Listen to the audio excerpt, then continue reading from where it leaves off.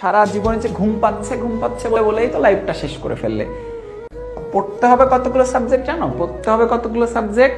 2টা করে পত্র, একদিনে কি একটা করে চ্যাপ্টার শেষ হচ্ছে? শুধু বই পড়া লাগবে তা কিন্তু না, টেস্ট পেপার সলভ করা লাগবে, মডেল টেস্ট দেওয়া লাগবে, যেগুলোতে সমস্যা আছে সেগুলো রিভিশন করা লাগবে।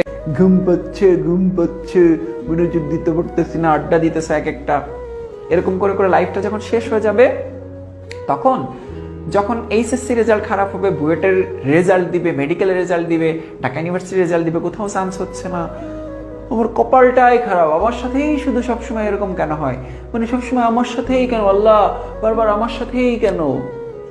তো পড়াশোনা করবে না, তোমার সাথে হবে না তো কার সাথে হবে?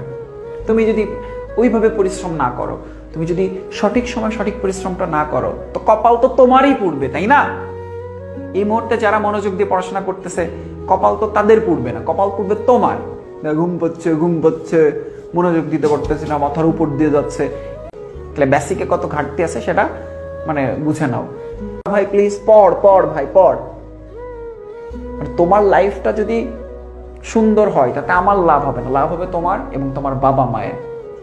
এতদিনের কষ্ট, এতদিনের পরিশ্রম, এতদিনে তোমাদের পিছনে টাকা ইনভেস্টমেন্টটা, সেটা সার্থক হবে।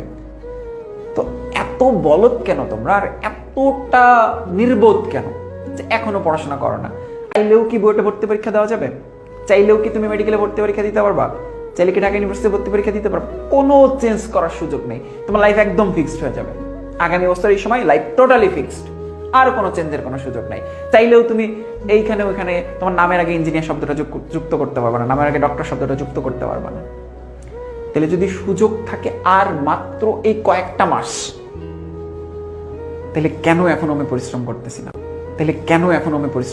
না?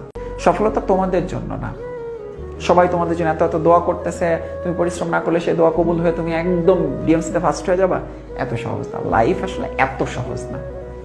সো পরিশ্রম করো, আমরা যে পরিশ্রম করতেছি সেটার অন্তত মানে সেই ডেডিকেশনের মূল্যটা বোঝার চেষ্টা করো। ইনশাল্লাহ রেজাল্ট খারাপ হওয়ার কোনো সুযোগ নেই।